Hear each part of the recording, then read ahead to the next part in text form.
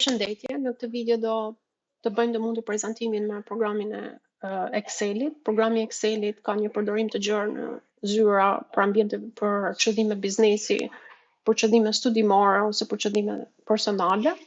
Në këtë video do bëhet një prezantim i funksionaliteteve më thelbësore të Excelit dhe do bëhet edhe përdorimi i tyre dhe prezantimi me raste konkrete. Tani ne kemi ndezur kompjuterin, në qoftë se Exceli nuk është prezent në desktopin tuaj, ju mund të bëni një search dhe bëhet e mundur hapja e programit të Excelit. Në momentin në cilën bëhet e mundur lançimi i Excelit, ne jemi në home dhe na prezantohet një blank workbook, që është një faqe e zbrazët e dokumentit të Excelit, ku ne mund të bëjmë të mundur ndërtimin e raporteve ose përpunimin e informacionit sipas nevojave dhe kërkesave tona. Gjithashtu ka edhe disa template. Në qoftë se klikojmë në More Templates, ne mund të shfaqim disa nga templatet, të cilët janë formate të gatshme të përpunuara nga Exceli. Thjesht nga ana juaj kërkohet editimi dhe përshtatja sipas nevojave të biznesit ose sipas nevojave tuaja personale. Në suggested searches janë edhe kategorizimi këtyre templateve për arsye biznesi, mund ta klikoni dhe këtu shfaqen disa formate të gatshme që përdoren për arsye biznesi. Është timesheet ose orari i punës, është për shembull një template për buxhetin mujor ose është edhe invoice ose një faturë e gatshme. Siç e shikoni, po ta hapim këtë në Excel. Kjo faturë tashmë është e hartuar, ju thjesht mund të përshtatni ose ta editoni informacionin. Për shembull, mund të vendosni në vend të emrit të kësaj kompanie, mund të vendosni emrin e kompanisë tuaj. Këtu është emri i klientit, që do të thotë është i personit të cilët do i adresohet kjo faturë, numri i faturës dhe numri i klientit, në varësi të sistemit ose referencës sistemit të cilët ju përdorni për gjenerimin e kësaj fature. Ky është një përshkrim i shërbimeve në të cilën është përdorur, është edhe një discount ose një zbritje nga kompania, janë çmimet dhe në të njëjtën kohë ka një shumë përkatëse, ka takse, vlerën e taksave dhe është dhe totali. Po ta shikoni, po t'i klikoni në këto qelizat, janë të gjitha të formatuara dhe qelizat tashmë të ndërtuara, të gatshme, thjesht ju vendosni numrat ose emërtimin e shërbimit dhe menjëherë do krijohet një tabelë Excel, e cila një faturë, formatin e një fature, të cilat ju ndihmon për të kursyer kohë, që ju të mos shpenzoni shumë kohë për hartimin e dizainimin e faturës ose edhe për ndërtimin e formulave përkatëse. Kthehemi edhe një herë, lançojmë Excelin.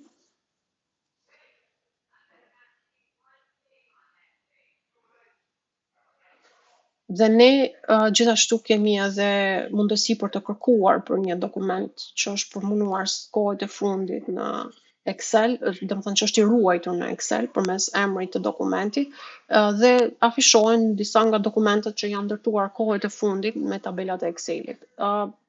Për këtë kurs ne do shfaqim një tabelë të zbrazët Excelit dhe në momentin që klikojmë për hapjen në një dokumenti Excel ose një faqe të zbrazët Excelin, ne kemi këtë prezantim ku është një faqe me kuadratet e ndryshme, le ta quajmë kështu, dhe ka edhe menun ose të gjitha funksionalitetet e Excelit të klikueshme dhe të përdorshme sipas kërkesave tona. Elementi kryesor që do bëhet edhe prezantimi i parë është kuptimi i qelizës në Excel.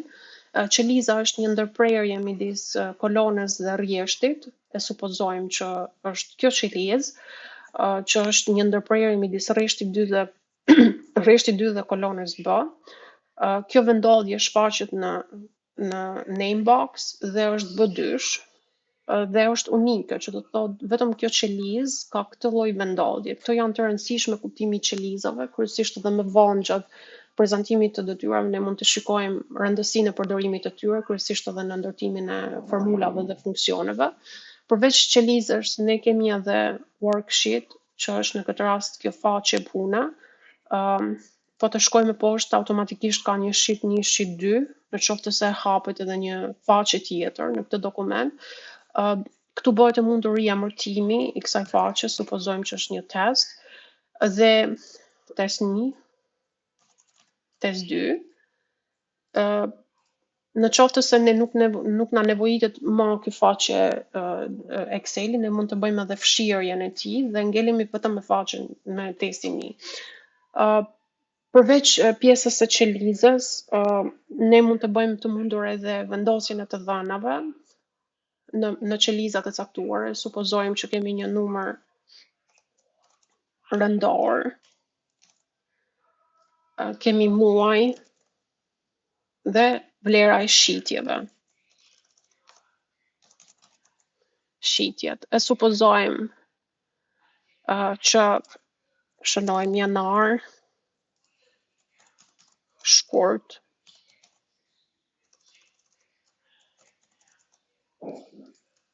mars, prill, maj, qershor. Bëjmë një shfaqje të informacionit, të supozojmë që jemi në raste që për 6 muaj të parë të vitit prezantojmë shitjet ose vlerat e finale të çdo muaji, do të thënë vlera përfundimtare e shitjeve për çdo muaj. Supozojmë që për muajin janar është 1000 euro, për muajin shkurt është 3300, për muajin mars është 4600, e supozojmë që patme një rënje në muajin prill një 2500 dhe në muajin maj kemi një rritje në 6000 ose rritje 9000 dhe muaji qershor në 6000. Tashmë kemi bërë të mundur vendosjen e disa të dhënave në qeliza. Këto të dhëna, ashtu siç në dokumentin Excel, neve kemi mundësi që t'i bëjmë bold, italic, ose të dyja bashk, mund të zmallojmë, mund të zvogëlojmë, mund të ngjyrosim gërmat, mund të ngjyrosim qelizat, përzgjedhim formatin e shkrimit. Gjithashtu mund të bëjmë të mundur pozicionimin e këtij shkrimi në qelizë, në mes të qelizës, në fund të qelizës ose në pjesën fillestare të qelizës. Mund të përzgjedhim të gjitha formatet të cilat ne mendojmë, të cilat bëjnë të mundur prezantimin sa më të kuptueshëm dhe një dizenjë sa më estetike për informacionin në të cilën neve dëshirojmë që të shënojmë. Në numrin rëndor, e supozojmë që jemi me nish, në qoftë se ne e bëjmë drag and drop, e marrim kutin, ne shikojmë që ky numër kopjohet, në fakt, nga nish do vazhdoj deri, por qëllimi jon nuk është. Qëllimi jon është që të bëhet numërimi këtyre qelizave. Atëherë ne mund të shtypim mund të klikojmë mbi qelizë, do shfaqet ky kryq i zi dhe më pas me Ctrl bëjmë drag e tërheqim dhe bëhet numërimi automatikisht i kolonave, i rjeshtave, pa pas nevojë që ne në këtë rast të bëjmë numërimin e tyre manual, vendosjen e njëshit, dyshit në mënyrë manuale. Siç e shikoni, kjo është një prezantim i thjeshtë i disa informacionit në qelizat e Excelit. Numri, e supozojmë që kjo qelizë ka një D6, ka një vendodhje D6. Kjo është një tabelë dhe për të bërë të mundur vizualizimin në një tabele, ne e klikojmë tabelen dhe vendosim një insert. Ju mund të shkoni dhe ta vendosni një insert table ose mund të shtypni një CTRL T. Siç e shikoni, na jep mundësinë që të krijojmë tabelen tonë. Në këtë rast tabela jonë është një C4, që është fillimi i qelizës, fillimi i parë i qelizës dhe e fundit është e 10-ta, që është edhe qeliza, konsiderohet qeliza përfundimtare e tabelës, që do të thotë tabela në këtë rast ka një vendodhje nga C4 deri në E10. Na jepet mundësia për t'i vendosur një headers, që do të thotë kokën e tabelës, dhe në këtë rast ne kemi, që është numri rëndor, muaj dhe shitje, dhe e klikojmë. Siç e shikoni, tabela u krijua dhe ne na jepet mundësia edhe për të vendosur dizenjo të ndryshme të tabelës në varësi të vizualizimit të dhënave ose estetikës së caktuar. Siç e shikoni, tashmë tabela është ndërtuar. Mund vendosni akoma më shumë, informacion ose mund të dizenjoni në formate të ndryshme, supozojmë që vendosim një format të tillë. Tashmë tabela është gati dhe ka një informacion të shkurtër mbi shitjet e 6 mujorit të parë. E supozojmë që kjo tabel do ketë një emërtim dhe e supozojmë që është shitja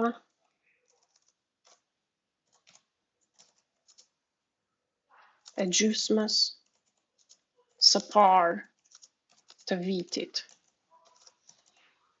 2025. E supozojmë që kjo është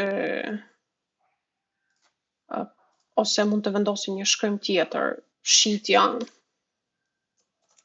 janar qershor 2025. Vendosim një. Kjo është emërtimi i kësaj tabele. Ne mund të bëjmë një merge të qelizave, që do thotë 3 qeliza ose më shumë se 3, mund t'i vendosim në një qelizë të vetme. Dhe në këtë rast bëhet edhe bashkimi i disa qelizave përmes opsionit të merge dhe e shikojmë që ka edhe një prezantim më estetik. Mund ta edhe japim një ngjyrë.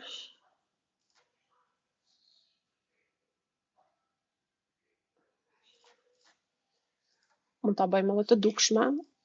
Dhe në këtë rast i bëhet edhe një prezantim ose një merge i disa qelizave që mund t'i përdorni për arsye të ndryshme. Siç e shikoni tashmë tabela ka një format të caktuar, e supozojmë që këtë e prezantojmë në pjesën ose në pjesën e mesme të qelizës. Të gjitha këto qeliza ne mund t'i zmallojmë, mund të t'i svoglojmë përmes hapjes së tyre ose mbylljes së tyre në varësi të nevojës që ne kemi për nevojës që ne kemi që këto të dhënat të jenë sa më të prezantueshme. E supozojmë që në shitjet që janë këto vlera numerike, duhet të kenë janë të shitura në një monell të caktuar dhe këto qeliza duhet të kenë një format të caktuar. Që qelizat të ketë një format të caktuar, ne zakonisht i përzgjedhim generals ose kur është në generals, do të thotë që formati i qelizës nuk ka një format të caktuar, është thjesht një qelizë thjesht e pa formatuar, mund t'i prezantojmë në numra, në currency janë në këtë rast monella, në një datë të caktuar, në orë të caktuar, në përqindje, të gjitha ose morë një formatim edhe më shumë i numrave. Në rastin konkret ne do marrim në currency që është në monell. Për lehtësi, Exceli e ka vendosur edhe si ikon ku thjesht mund të klikoni dhe e supozojmë që zgjedhim euro. Siç e shikoni, e përzgjedhim gjithë tabelën dhe të gjitha këto vlera tashmë janë të prezantuar në euro. E supozojmë që ne nuk dëshirojmë që vlerat tona numerike të jenë të prezantuara në decimal ose në presje dhjetore. Në rastin konkret janë me dy vlera pas presjes dhjetore. Ne mund t'i heqim presjen dhjetore ose mund ta vendosim në mënyrë sipas formatit të cilët neve kërkojmë. Tani përqindjet në këtë rast neve jemi duke prezantuar shitjet, ju mund të prezantoni informacion të tjerë të cilët kërkojnë edhe formatimin e qelizave, për shembull ju mund të përcaktoni orën e punës ose mund të përcaktoni vlera me përqindje. Të gjitha këto mund t'i bëni të mundur formatimin e qelizave në mënyrë që vlerat numerike të kenë një prezantim sa më profesional dhe sa më të kuptueshëm për personat e cilët do kenë mundësi që ta lexojnë këtë dokument. Tani është bërë prezantimi i informacionit, i cili ka vlerat me 2 presje dhjetore dhe në të njëjtën kohë ka edhe formatimin e qelizës që e kemi në monell. Përveç kësaj, ne mund të bëjmë edhe një përpunim të informacionit. Kjo është conditional format. Conditional format zakonisht bën të mundur vizualizimin e të dhënave me ngjyrime ose me pasqyrime të ndryshme, të cilat bëjnë të mundur kuptimin e informacionit ose e bëjnë të dukshëm informacionin duke bërë një përpundim të informacionit. E supozojmë se mund të kemi një data bar, këtu tregon në mënyrë vizuale se kush është vlera më e madhe e shitjeve, siç e shikoni në muajin maj, ku është dhe 9.000 euro, e shikojmë që ka edhe barin më të madh, që do të thotë është edhe më e dukshme bojqedhja, ose përmes color scale, që këtu aplikohet një ngjyrë, kjo është edhe më e përdorshme në fakt, ku në ngjyrën më të kuqe të errët, ngjyroset vlera më e vogël e shitjeve dhe ngjyra jeshile prezanton ngjyrën vlerën më të lartë, dhe në këtë rast muaji qershor ka marrë ngjyrën e kuqe, pasi është vlera më e ulët ose muaji me shitje më të ulët, dhe muaji maj ka ngjyrën jeshile më të theksuar, sepse është edhe muaji që ka edhe shitjen më të lartë. Ky është conditional format që bën të mundur përfundimin e informacionit dhe vizualizimin për lehtësi kuptimi, ngjyrosjen ose prezantimin në disa formate të ndryshme, ku ne na jep mundësi të kuptojmë më me detaje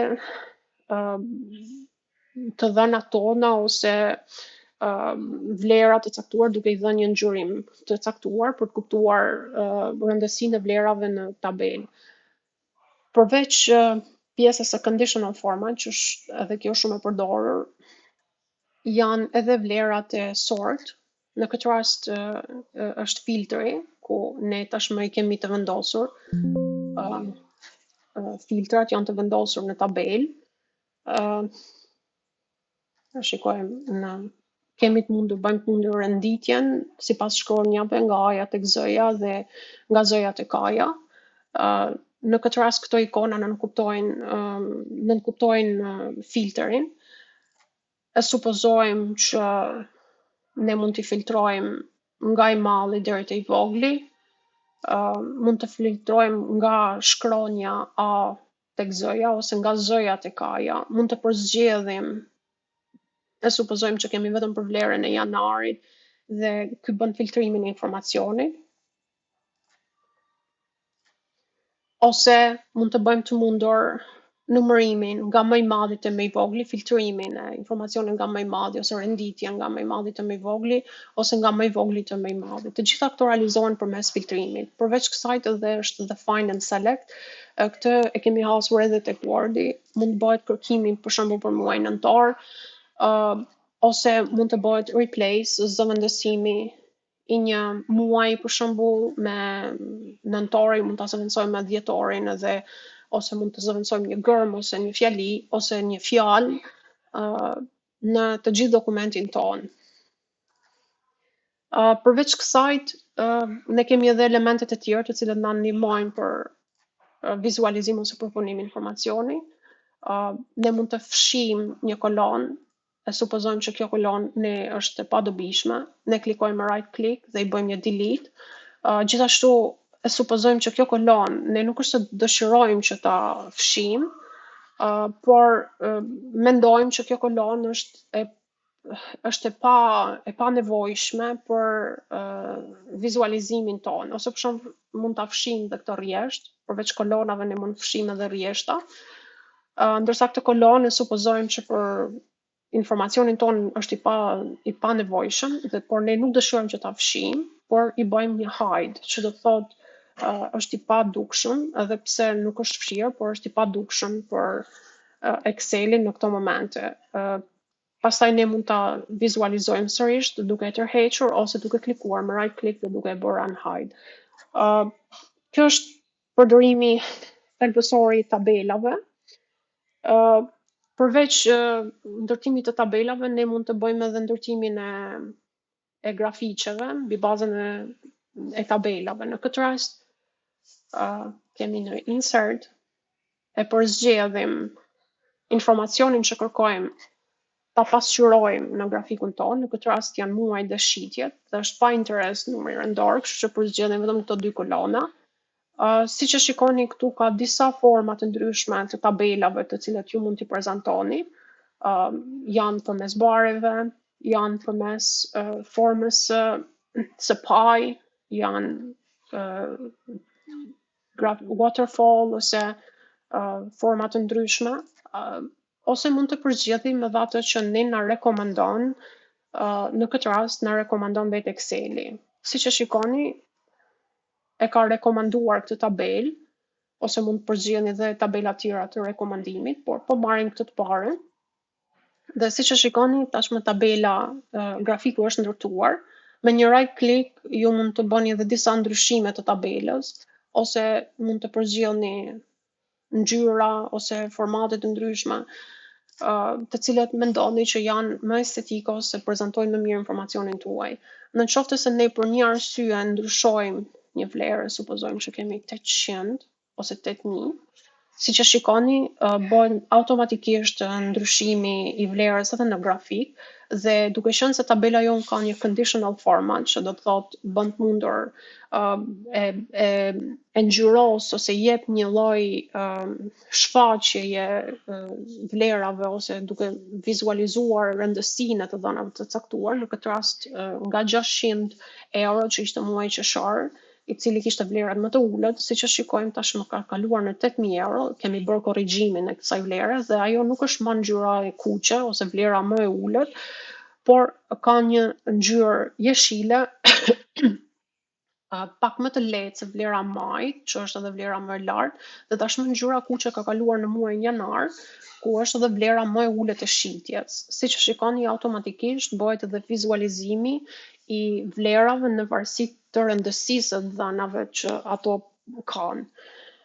Përveç tabelës dhe grafikut, e supozojmë që ky grafik ne nuk na nevojitet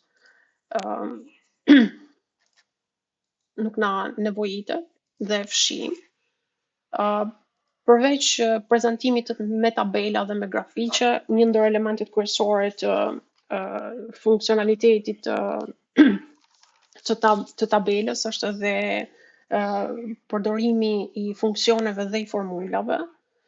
E supozojmë që do përdorim vlerën totale të shitjes, ose do shikojmë vlerat e shitjes për 2 muaj.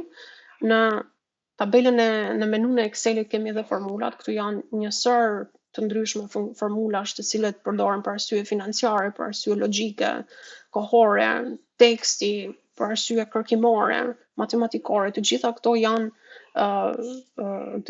janë funksionalitetet e formulave të cilët bëjnë të mundur për llogaritjen ose për punimin e informacionit tuaj. Le të fillojmë në fillim për krijimin e një formule. Çdo formulë ose çdo funksion në Excel fillon me shenjën barës. E supozojmë që do llogarisim shumatoren e shitjes për muajin janar dhe shkurt. Atëherë, pas vendosjes shenjës së barazimit, me njëherë shkojmë tek qeliza e cila ka vlerën e shitjes atij muaji, që në këtë rast është D4, dhe pastaj vendosim dhe qelizën e muajit, vendosim vlerën plus, që është operatori në këtë rast, dhe vendoset dhe D5-a. Në qoftë se dëshirojmë të përllogarisim më shumë muaj, mund të vendosim edhe një shenjë tjetër, e supozojmë që jemi për muajin maj.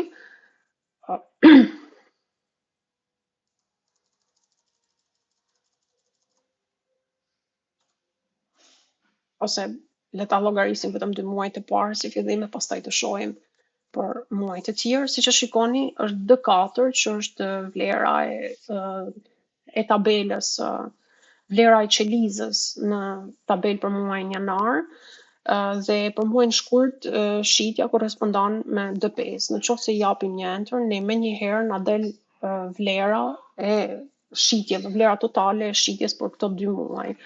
Kjo është pjesa e thjeshtë ndërtimit të një formule në Excel. Kryesisht specifikohet, gjithmonë fillon me vlerën barës, specifikohet vendodhja e qelizës dhe operatori. Në këtë rast është një vlerë, është një mbledhje, që do të thonë është një shumatore. Në qoftë se ju kërkoni që të bëni zbritje, shumëzim, të gjitha këto kanë vlera. Minus është për zbritje. Okej. Vlera minus është një zbritje. Vlera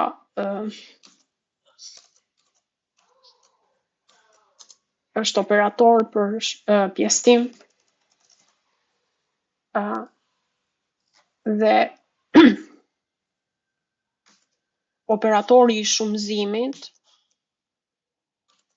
përdoret për shumëzim dhe në këtë rast operatori i mbledhjes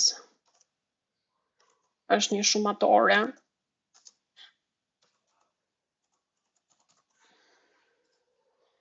Në këtë rast mund të bëhet mbledhja edhe më shumë se një qelizë përmes përdorimit të operatorëve. Tani, kjo është një ndërtimi një formule të thjeshtë.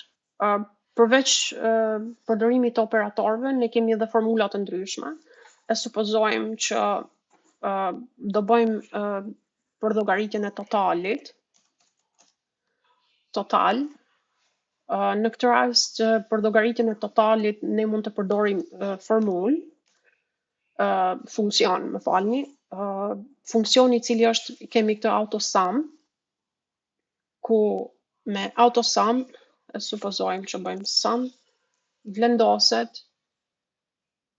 shënohet një sum dhe përcaktohet vlerat e tabelës që do përllogaritëm ose shumatorja e kësaj tabele. Siç e shikoni këtu përfshihet D4 që është edhe qeliza, vendodhja e qelizës së parë dhe qelizës së fundit. E mbyllim dhe siç e shikojmë është totali I të gjithë këtyre shitjeve. Le ta supozojmë që na nevojitet të dimë vlerën mesatare. Vendosim sërish vlerën e barazimit dhe siç e shikoni këtu në autosum është një average. E shënojmë average.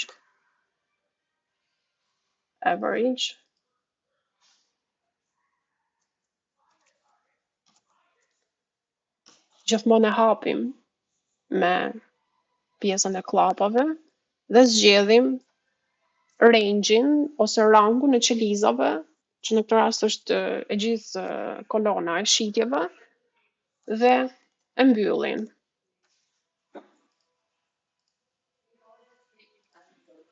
Invalid name error. Okej, le ta shikojmë. Average. Në këtë rast ne kemi shkruar gabim fjalën average, duhet me A.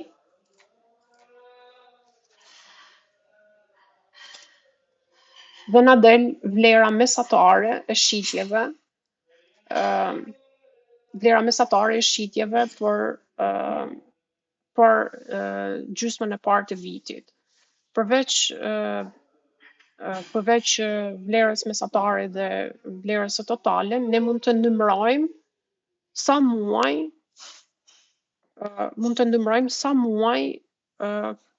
jemi duke përllogaritur, ose mund të numërojmë, në këtë rast bëhet fjalë për një tabelë të madhe, ju mund të numëroni numrin e shitjeve. Në këtë rast ne kemi një numër rëndor, numër shitjesh, numër I muajve. E supozojmë që ne nuk e kemi numrin rëndor, vendosim gjithmonë tabelë shenjën e barazimit, vendosim një count,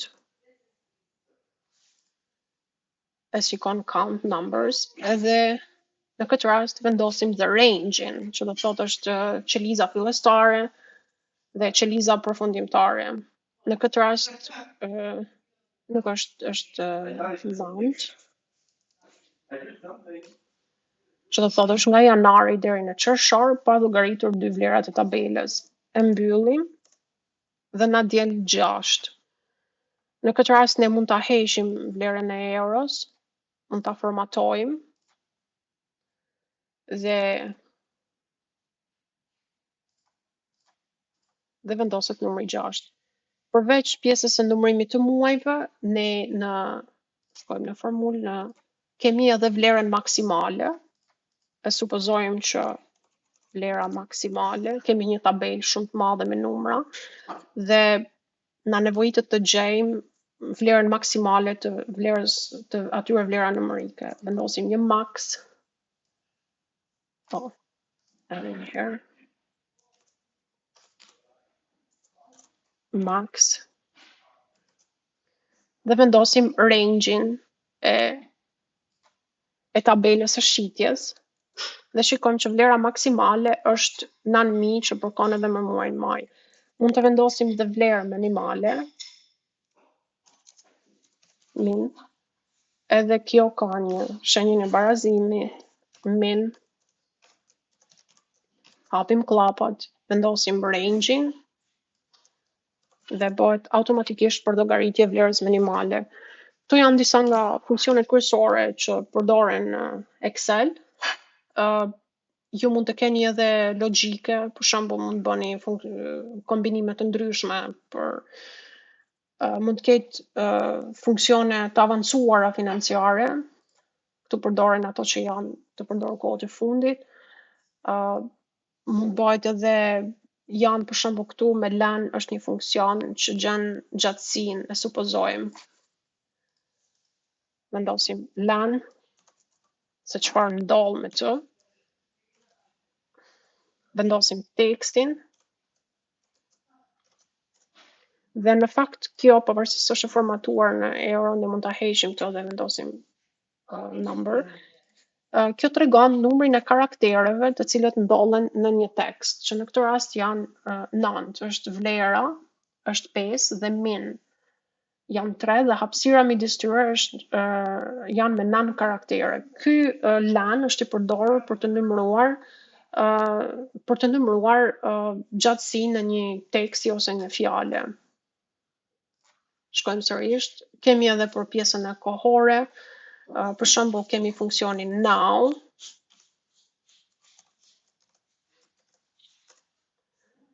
Prezanton datën dhe orën, siç e shikoni këtu, prezanton datën dhe orën e kohës së tashme. Është një funksion që thjesht përdoret për prezantimin e kohës, datës dhe orës që ne po shënojmë.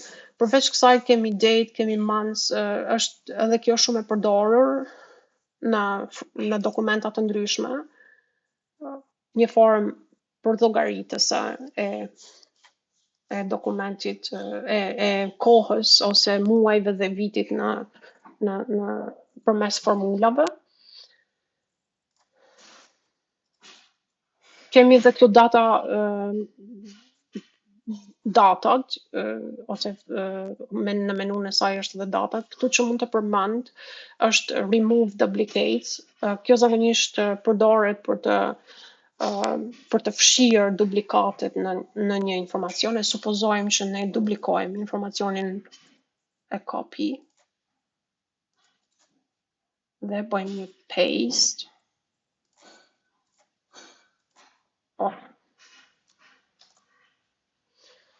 E supozojmë që ndërtojmë insert. Është të shihemi që të fshijë atë informacion.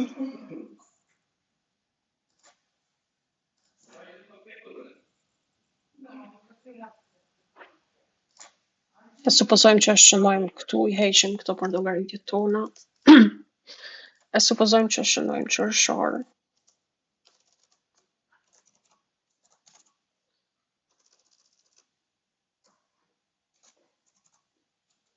You ready to eat?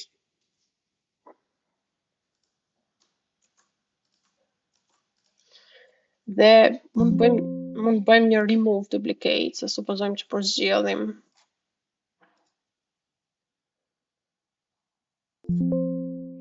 no duplicates.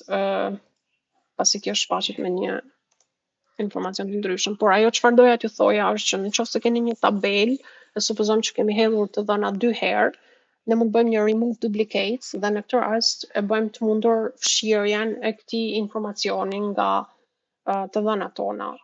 Kemi review dhe të gjitha këto janë pak a shumë, mund vendosim një password, janë pak a shumë edhe të ngjashme me dokumentin Word, disa nga funksionet. E supozojmë që do bëjmë një freeze. Kjo ndihmon kryesisht në rastin ku kemi të bëjmë me një tabelë shumë të madhe. E supozojmë që do zgjedhim dhe bëjmë një freeze të panelit. mund të bëjmë freeze një kolone, ose mund të bëjmë një freeze një rreshti, ose mund të bëjmë freeze një kolone dhe në rreshti. Në rastin ton i bëjmë vetëm rreshtit të parë dhe po ta shikoni, në qoftë se do jetë mundur lëvizja në tabelë,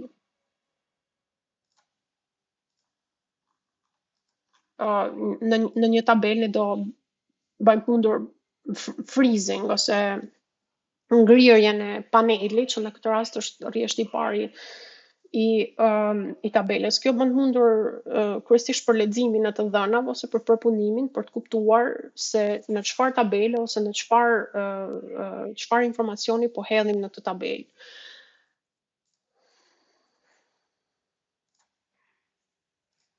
Kjo është pak a shumë prezantimi më themelor i tabelës së Excelit. Të supozojmë që ne do ta ruajmë tashmë këtë tabelë. E fshijmë dhe këtë, formulat, ndër hartimi i formulave.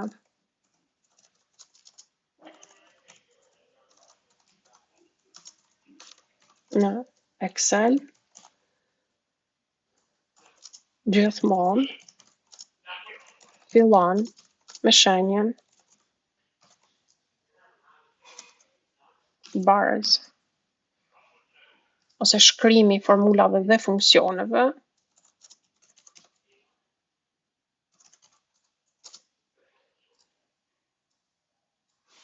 kjo është e rëndësishme për të kuptuar dhe e rëndësishme për të mbajtur mend që gjithmonë ne i krijojmë formulat në Excel ose funksionet gjithmonë fillojnë me shenjen barës. Në rastin konkret kemi funksionin minus dhe kemi range-in e qelizave ku kjo formulë do aplikohet. E kam vendosur me një jeshile për të mbajtur mend, për të kuptuar rëndësia e hartimit ose shkrimit korrekt të formulës. Nëse formulat nuk shkruhen korrekt, nuk kanë të gjithë strukturën dhe sintaksën e caktuar, informacionin në cilën do gjenerojnë është i gabuar ose mund të na gjenerojë error. Zakonisht kur gjenerojnë error, na japin edhe një informacion mbi errorin e ndryshëm ose mbi arsyen se pse kjo formulë nuk funksionon, por gjithmonë duhet të mbahet mend shkrimi korrekt i saj. E supozojmë që këtë dokument ne do ta ruajmë dhe do shkojmë në Save As, përzgjedhim This Computer, klikojmë 2 herë dhe i vendosim mësim 2 emrin. Siç e shikoni, dokumentet Excel kanë një mbaresë XLSX, që është edhe identifikuese për këtë program, që nënkupton, vendosim në desktop, nënkupton që ky file ose ky dokument që ne po shkruajmë është i punuar në Excel. Kemi përzgjedhur vendodjen e desktopit dhe ruajmë, e mbyllim dhe ne shikojmë që në fakt dokumenti është i ruajtur në Excel. Në desktop mund të klikojmë me të djastën, të bëjmë emërtimin, fshirjen, kopimin ose cut, që do të thotë zhvendosjen. E hapim. Siç e shikoni, dokumenti është i ruajtur. Mund të shkojmë sërish në Excel dhe mund bëhet e mundur printimi i këtij dokumenti. Mund shkoni në File, Print, pastaj mund të përzgjedhni formën ose elementet e caktuar mund të përzgjedhni vetëm qelizat e cilët janë të shkruajtura, mund të printoni të gjithë formatin e Excelit, ose mund të selektoni një pjesë të caktuar nga dokumenti i krijuar dhe ta printoni, ose mund të përzgjedhni edhe formën e printimit, domethënë formën në landscape ose në oriented, dhe mund të i përzgjedhni printerin e caktuar, sasinë e kopjeve dhe bëni një print, ose printimi mund bëhet me CTRL-P, ku automatikisht na nxjerr tek opsioni i printimit. Përveç kësaj edhe Exceli ka të bëjë të mundur, e supozojmë që save a copy, ruajtjen në PDF ose në CSV, zakonisht është edhe kjo një formë e përdorshme kur kemi të bëjmë me të dhëna të caktuara, me tabela që kanë një sasi të madhe informacioni, ose mund ta përdorim në PDF. Në këtë rast ne e ruajmë në PDF, e zgjedhim My Computer, zgjedhim formatin PDF, zgjedhim vendodhjen dhe e ruajmë. Në këtë rast nuk është e nevojshme, ose në të njëjtën formë bëhet edhe eksportimi, create and export, dhe mund ta ruash në desktop. Gjithashtu mund bëhet edhe një share, ku këtu mund të bësh kopimin e linkut ose bën ndarjen e këtij dokumenti me një person tjetër i cili është i autorizuar që të lexojë ose të punojë mbi këtë dokument. Dhe në këtë mënyrë çdo e dhënë juaj që shtohet ose updatohet në dokumentin tuaj Excel bëhet i dukshme edhe për personin tjetër. Kjo është pak a shumë prezantimi i dokumentit i programit të Excelit dhe elementeve më thelbësore të tij. Sigurisht që gjatë punës tonë ne do kemi edhe më shumë punime me Excel, edhe më shumë detyra ose prezantime të cilat mund të kenë edhe përdorime të funksionaliteteve të tyre. Ju lutem më shkruani në qoftë se ka ndonjë paqartësi ose ka ndonjë vështirësi në përdorimin ose në kuptimin e këtij programi, dhe unë do jem gjithmonë e gatshme që t'ju ndihmoj. Faleminderit.